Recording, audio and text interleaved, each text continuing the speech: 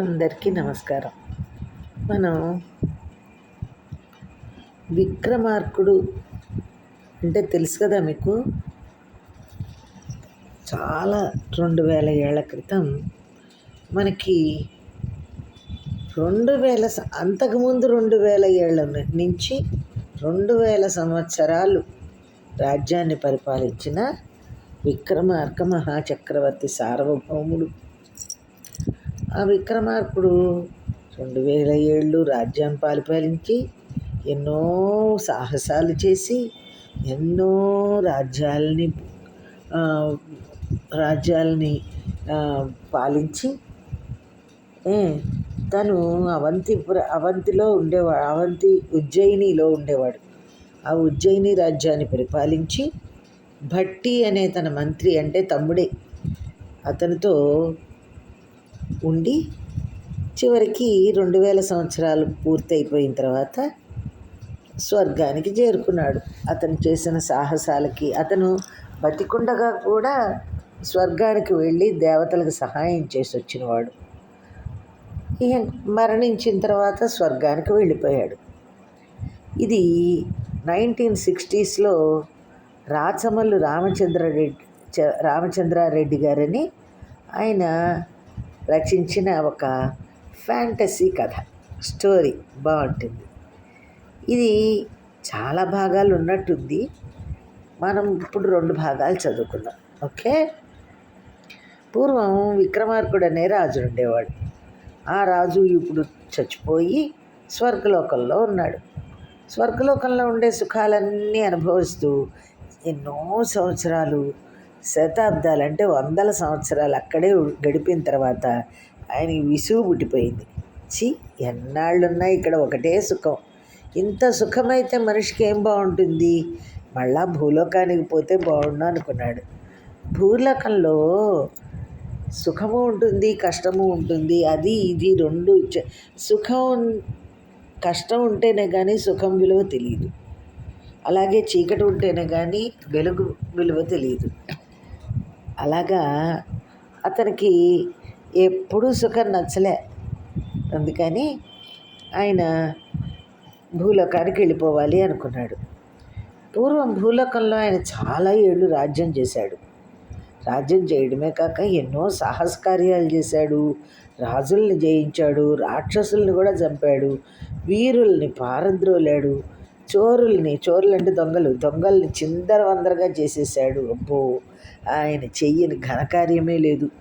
ఆ రోజుల్లో ఆయన పేరంటే భూలోకమంతా హడ్లు. ఆయన చూస్తూనే అందమైన ఆడవాళ్ళందరూ ప్రేమించి పెళ్లి చేసుకునేవాళ్ళు. అందుకని మంచి మంచి రాజకన్యలందరినీ, రాజుల కూతుళ్ళందరినీ ఆయనే పెళ్లి చేసుకుని చాలా దర్జాగా వైభవంగా 2000 సంవత్సరాలు రాజ్యం చేస్తూ వీర విక్రమార్క మహారాజు అనిపించుకున్నాడు. ఆ దర్జా, ఆ వైభవం అన్నీ జ్ఞాపకం వచ్చి ఆయనకు ఒకసారి భూలోకం చూడాలని కోరిక బలంగా వెలిగిపోయింది. వెంటనే విక్రమార్కుడు దేవేంద్రుడి దగ్గరికి వెళ్ళి అయ్యా, నేను ఒకసారి భూలోకం వెళ్ళొస్తాను అన్నాడు. విక్రమార్కుడు అంటే దేవేంద్రుడికి చాలా గౌరవం. దేవేంద్రుడు అంటే ఎవరు? ఇంద్రుడండి, దేవతలకి రాజు. అంతటి వీరాధివీడు తన లోకంలో ఉండటమే చాలనుకునేవాడు. ఆయనకు కావలసిన సుఖాలన్నీ స్వయంగా దేవేంద్రుడు శ్రద్ధగా ఏర్పాటు చేయించేవాడు. అందుకని భూలోకానికి పోవాలని విక్రమార్కుడు అడిగేటప్పటికీ దేవేంద్రుడికి చాలా ఆశ్చర్యం కలిగి, ఎందుకోయ్, నీకు ఇక్కడ సుఖంగా లేదా అని అడిగాడు. విక్రమార్కుడు చాలా సుఖంగా ఉంది అని అన్నాడు. మరి భూలోకానికి ఎందుకు పోవటం అన్నాడు దేవేంద్రుడు. ఇక్కడ చాలా సుఖంగా ఉంది దేవరాజా, అందుకే నాకు భూలోకానికి పోవాలని బుద్ధి పుట్టిందన్నాడు విక్రమార్కుడు. పాపం దేవేంద్రునికి అర్థం కాక, చాలా సుఖంగా ఉంటే ఇక్కడే ఉండు, నీకేమైనా కష్టంగా ఉంటే చెప్పు, నేను తీరుస్తాగా అన్నాడు. విక్రమార్కుడు విసుక్కుంటూ అన్నాడు, నాకేమీ కష్టం లేదయ్యా బాబు, ఇక్కడ అంతా సుఖంగానే ఉంది. ఇంత సుఖమైతే మనిషికి ఏం బాగుంటుంది అన్నాడు. అప్పుడు అర్థమైంది దేవేంద్రుడికి, ఎంతైనా ఇతను మనిషే కదా, అందుకని స్వర్గ సుఖాల మీద విసుగుబుట్టుంటుందిలే అనుకున్నాడు దేవేంద్రుడు. కానీ ఇప్పుడు భూలోకానికి పోతే ఇతను చాలా చాలా కష్టపడతాడే అని జాలి కలిగింది. నీవు పోతే పోదు కానీ నేను ఒక మాట చెప్తాను వినన్నాడు దేవేంద్రుడు. నీవు భూలోకం నుండి వచ్చి ఇప్పటికి సుమారు 2000 ఏళ్ళు దాటిపోయింది. ఈ 2000 ఏళ్లలోనూ భూలోకం ఎంతగా మారిపోయిందనుకున్నావు? నీవు అస్సలు గుర్తే పట్టలేవు అన్నాడు. విక్రమార్కునికి దేవేంద్రుని మీద కూడా విసుగుబుట్టి, భలే చెప్పావు లేవయ్యా, నేను భూలోకంలో పుట్టి పెరిగిన వాడిని, ఆ లోకం సంగతి నాకు తెలియక నీకు తెలిసినా అన్నాడు. దేవేంద్రుడు ఇంకా జాలిపడి, అక్కడికి పోతే నీవు చాలా కష్టపడతావోయ్ అన్నాడు. విక్రమార్కుడు కోపం వచ్చి గర్వంగా అన్నాడు, నేనంటే ఎవరనుకున్నావు? నేను వీరాధివీర విక్రమార్క మహారాజును.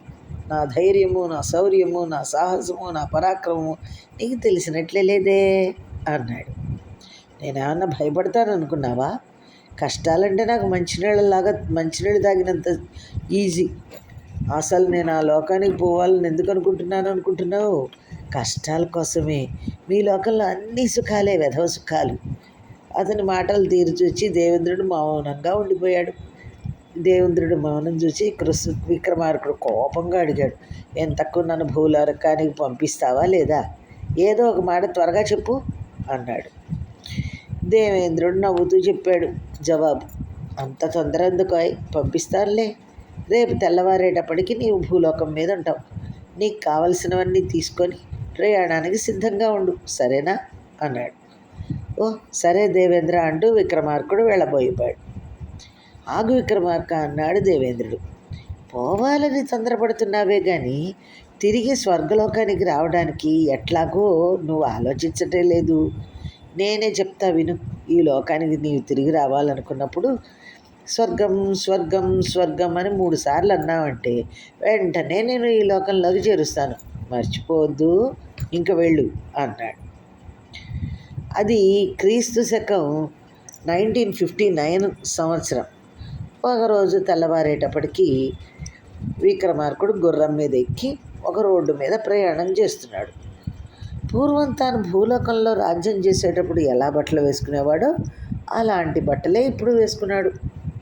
తల మీద పెద్ద కిరీటం పెట్టుకున్నాడు, మెడలో ముత్యాల హారాలు వేసుకున్నాడు, నడుముకు ఒక ఖడ్గం తగిలించుకున్నాడు. ఖడ్గం అంటే ఏంటండి? పెద్ద కత్తి తగిలించుకున్నాడు. ఈ విధంగా పూర్వకాలపు రాజు వేషంలో పోతూ రోడ్డు వైపు నిదానంగా చూసి, అరే ఇట్లాంటి దారి మా కాలంలో లేదే అని రోడ్డు వంక తదేకంగా చూసి ఆశ్చర్యపోయాడు. మా కాలంలో వర్షం వస్తే దారంతా బురదయ్యేది, ఇదేదో చాలా గట్టిగా ఉంది, రాళ్ళు మన్ను వేసి గట్టిగా దట్టించినట్లుంది. ఎంత వర్షం వచ్చినా గుర్రాలే కాదు రథాలు కూడా సులభంగా ప్రయాణం చేయవచ్చు అనుకుంటూ ఆయన ఆ రోడ్డు మీద పోతున్నాడు. కొంత దూరం పోయేటప్పటికి ఎదురుకుండా వచ్చే ఒక బస్సు కనిపించింది. అదేమిటో అర్థం కాలే ఆయనకి. ఆయన గుర్రాన్ని నిలబెట్టి దానివైపే చూస్తూ ఉండిపోయాడు. 1-2 నిమిషాల్లో బర్ర అని శబ్దం చేసుకుంటూ బస్సు ఇంకా దగ్గరికి వచ్చింది. ఆ శబ్దము, దాని ఆకారము చూసి ఆయన మొదట ఏనుగు అరుస్తోంది, ఘీంకారం చేస్తోంది అనుకున్నాడు. అంతలోనే ఆ బస్సు మరికొంత దగ్గరికి వచ్చింది. ఇది ఏనుగు మాదిరి లేదే, ఏనుగైతే ఇంత వేగంగా పరిగెత్తలేదే అనుకున్నాడు ఆయన. అందులో బస్సు డ్రైవర్ హారన్ వాయించాడు. బస్సు ఇంకా దగ్గరికి వచ్చింది. ఆ శబ్దము, వేగము, ఆ ఆకారము అన్నీ చూసి విక్రమార్కుడు, ఇదేదో భయంకరమైన క్రూర జంతువు మాదిరి ఉంది, నా మీదకు వస్తుందేమో, అయినా నాకేం భయం, నేను వీరాధివీర విక్రమార్క మహారాజును అనుకుంటూ ఖడ్గం తీసి చేతిలో పట్టుకుని తన గుర్రాన్ని రోడ్డు మీద ఓ పక్కన నిలబెట్టాడు. ఒక్క రేటుతో దీని తల బద్దలవుతుంది. అరే దీనికి తలేది? తల లేదు, తొక్క లేదు, తల తొక్కలేని జంతువే అని ఆయన అనుకుంటుండగానే క్షణంలో బస్సు కాస్త ఆయన బారెడు దూరంలో బుయ్యం అంటూ వెళ్ళిపోయింది. విక్రమార్కుడికి ముఖమంతా దుమ్మంటుకుంది. దుమ్ము తుడుచుకుంటూ వెనక్కి తిరిగి చూసి, ఈ జంతువు తలా తోక లేకపోవడమే కాదు, కాళ్ళు కూడా లేవే, పాము పోయినట్లే సర్రున పోతుంది, మా కాలంలో లేని వింత జంతువులన్నీ ఎక్కడి నుంచి వచ్చాయో అని ఆయన ఆశ్చర్యపడ్డాడు. ఈ జంతువు నా మీదకి వస్తుందనుకున్నాను, నా ఖడ్గం చూసి, అంటే నా కత్తి చూసి భయపడి పారిపోయినట్టుంది, లేక దగ్గరికి వచ్చేటప్పటికి నేను విక్రమార్కుడనే సంగతి అర్థమైందేమో, అందుకే బారెడు దూరానికి పారిపోయింది అనుకుంటూ ఆయన మళ్ళా గుర్రం ఎక్కి ప్రయాణం సాగించాడు. ఎందుకైనా మంచిదని ఖడ్గం వరలో పెట్టుకోకుండా చేతిలోనే పట్టుకొని పోతూ ఉన్నాడు. ఇంతలో పొద్దు పొడిచిందంటే ఈవినింగ్ అయిపోయిందండి, బాగా చీకటి పడుతోంది. విక్రమార్కుడు 4 దిక్కులు చూసి భూలోకం ఏమీ మారలేదు, ఆ జంతువు ఈ దారి కొత్తగా ఉన్నాయి కానీ ఆ జంతువు అంటే ఏంటి, బస్సు అండి. ఈ దారి కొత్తగా ఉన్నాయి కానీ తక్కినవన్నీ మామూలుగానే ఉన్నాయి. చెట్లు, గడ్డి, దూరాన కొండలు, ఆకాశంలో మేఘాలు అన్నీ మా కాలంలో ఉన్నట్లే ఉన్నాయి అనుకుంటూ పోతున్నాడు. ఇలా పోతూ ఉంటే రోడ్డు పక్కన కొంచెం దూరంలో ఓ పిల్లవాడు మేకలు మేపుకుంటూ కనిపించాడు. ఈ పిల్లవాడు మామూలుగానే ఉన్నాడు. ఈ మేకలు కూడా మా కాలంలో ఉన్నట్లే ఉన్నాయి. ఈ పిల్లవాళ్ళతో మాట్లాడితే భూలోకం సంగతులు ఈ కొన్నైనా తెలుస్తాయనుకుని ఆయన ఆ పిల్లవాడి దగ్గరికి పోయాడు. గుర్రం మీద కూర్చుని వచ్చే ఆ విక్రమార్కుడిని చూసి ఆ పిల్లవాడికి ఆశ్చర్యం కలిగింది. వింతగా ఉన్న బట్టలు, దగదగ మెరిసే కిరీటము, మెడలో ముత్యాల హారాలు ఇవన్నీ చూసి ఎవడో పగటి వేషం వేసుకొని వస్తున్నాడని ఆ పిల్లవాడు అనుకున్నాడు. గుర్రం దిక్కుండానే విక్రమార్కుడు, అబ్బాయి మీదే ఊరు అని గంభీరంగా అడిగాడు. ఆ వేషము, ఆ టీవీ, ఆ గాంభీర్యము చూసి పిల్లవాడికి నవ్వు వచ్చింది. నవ్వుతూ వాడు ఇదేం వేషం అన్నాడు. ఆ ప్రశ్న విక్రమార్కునికి అర్థం కాక నీదే ఊరబ్బాయ్ అని మళ్ళీ అడిగాడు. మా ఊరు అదిగో అక్కడ ఉందిలే అంటూ పిల్లవాడు కుడివైపు చెయ్యి చూపించి నీవు నాటకాలు వేసేవాడివా లేక పగటి వేషగాడివా అని అడిగాడు. పిల్లవాడు చేయి చూపించిన వైపు చూస్తూ ఉన్న విక్రమార్కుడు ఆ ప్రశ్న విని కొంచెంగా కోపం వచ్చి నేనెవరనుకున్నావు అని చొర చూశాడు. ఆయన కోపం చూసి పిల్లవాడికి నవ్వాగల, నీది దుర్యోధనుడి వేషమా సారంగధరుడి వేషమా? సారంగధరుడు అయితే చిత్రాంగిలేదే అంటూ పరకపక నవ్వాడు. అవి ఆ రోజుల్లో నాటకాలు వేసేవాళ్ళండి, దుర్యోధనుడును సారంగధరుడు ఇవి. వాడి నవ్వు చూసి విక్రమార్కుడు పిచ్చ కోపం వచ్చి నోర్మై నేను వీరాధివీర విక్రమార్క మహారాజును జాగ్రత్త అంటూ చేతిలోని కత్తి చుడిపించాడు, గట్టిగా విదిలిచ్చాడు. ఆ పిల్లవానికి ఇంకా బట్టరా నవ్వు వచ్చింది, ఇంకా ఎక్కువగా నవ్వు వచ్చేసింది. 2 నిమిషాల సేపు పిచ్చిగా నవ్వేసి తర్వాత ముసిముసి నవ్వులు నవ్వుతూ అన్నాడు, సరేలే నాటకం బాగానే ఆడుతున్నావు కానీ అదిగో అక్కడ 1/2 మైలు దూరంలో ఇళ్ళు కనిపెడుతున్నాయి చూడు, అదే మా ఊరు. అక్కడ పోయి అడుక్కున్నామంటే బిచ్చం పెడతారు.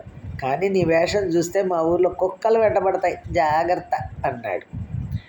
ఈ మాటలని వాడు నవ్వు ఆపుకోలేక నేల మీద కూలబడి బాగా పగలబడి నవ్వడం మొదలుపెట్టాడు అంటూ. పాపం విక్రమార్కుని దిక్కు తెలియలే. ఎంత బెదిరించినా ఈ పిల్లాడు బెదిరించలేడు. వీడితో శాంతంగానే మాట్లాడటం మంచిదనుకొని ఆయన గుర్రం దిగి కత్తిని వరలో పెట్టి ఆ పిల్లవాడి పక్కనే ఉన్న రాతి మీద కూర్చొని మెల్లగా అన్నాడు, అబ్బాయి నేను కొత్తవాడిని, నాకేం తెలియదు అనుకో, నిన్ను 1-2 ప్రశ్నలు అడుగుతాను చెప్తావా అన్నాడు. పిల్లవాడు అతని వైపు చూసి ఓ అడుగు చెప్తాను దానికే అన్నాడు. ఇక్కడ ఎక్కడైనా దగ్గరలో పట్నం ఉందా ఏదైనా అన్నాడు విక్రమార్కుడు. 10 మైళ్ళలో ఉంది అనంతపురం అని అన్నాడు ఆ పిల్లవాడు. అనంతపురం అంటూనే అదో పెద్ద పట్టణమే అయి ఉంటుందని విక్రమార్కుడు సంతోషించి అయితే అనంతపురానికి రాజెవరు అన్నాడు. రాజెవడో రౌతెవడో నాకేం తెలుసు అన్నాడు పిల్లవాడు. ఆ పిల్లవానికి అంత దూరం తెలిసి ఉండదులే అనుకుని అనంతపురం ఏమైంది అన్నాడు. ఏ వైపు ఉంది అన్నాడు ఆయన. అదిగో ఆ రోడ్డు వెంట అలాగే పో, అనంతపురం వచ్చేస్తుంది అని పిల్లవాడు చెప్పాడు. రోడ్డు అనే మాట ఆయనకి కొత్తగా ఉంది. రోడ్డు అంటే ఆ దారినేనా నీవు రోడ్డు అనేది అన్నాడు. పిల్లవాడు విసుక్కుంటూ నీవెక్కడ అడవి మనిషివయ్యా, నీకు రోడ్డు అంటే తెలీదు అన్నాడు. నాకు తెలియదులే నాన్న, నేను కొత్తవాడిని చెప్పలేదు, మరి అనంతపురంలో ఏమైనా విశేషాలు ఉన్నాయా అని ఆయన శాంతంగా అడిగాడు. పిల్లవాడు ఇంకా విసుక్కుంటూ విశేషాలు ఏముంటాయి, సినిమాలో సర్కస్లో ఉంటాయి, పోయి చూడరాదు అని తన మేకలు సరిగా ఉన్నాయో లేదో అని తిరిగి చూసుకున్నాడు. సినిమాలు సర్కస్లు అంటే ఏమిటి నాయన అంటూ విక్రమార్కుడు కుతూహలంగా అడిగాడు. పిల్లవాడు లేచి, పోవయ్యా, నేను నీ మీదరే వేషగాడిని అనుకున్నావా, నీతో పొద్దుపోని నీ మాటలు మాట్లాడుతూ కూర్చోడానికి అంటూ దూరంగా పోయిన మేకల్ని మళ్ళించుకోవడానికి పరిగెత్తుతూ పోయాడు. మొత్తం మీద హుషారైన పిల్లవాడే, కానీ వీటితో మాట్లాడాలంటే మనకి దేవుడు కనబడతాడు అనుకుంటూ లేచి ఇక అనంతపురం పోవడానికని గుర్రం ఎక్కాడు విక్రమార్కుడు. అంతలో రోడ్డు మీద మరొక బస్సు కనిపించింది. వేగంగా వస్తున్న ఈ బస్సును చూసి ఈ వింత జంతువు సంగతి ఈ పిల్లవాడిని అడిగితే తెలుస్తుంది అనుకుని మళ్ళీ పిల్లవాడి దగ్గరికి పోయి, అబ్బాయి, ఇప్పుడు ఈ దారిని బర్రుమని శబ్దం చేసుకుంటూ పరిగెత్తుకుంటూ పోయిందే, అది ఏమిటి అని అడిగాడు. అడిగేటప్పుడు ఆ పిల్లవాడికి నవ్వు వచ్చేసి, అది బస్సురా, బస్సు, మనుషుల్ని ఎక్కించుకొని ఈ ఊరి నుంచి ఆ ఊరికి తీసుకెళ్లే బస్సు అంటూ నవ్వుకుంటూ వాడు వెళ్ళిపోయాడు.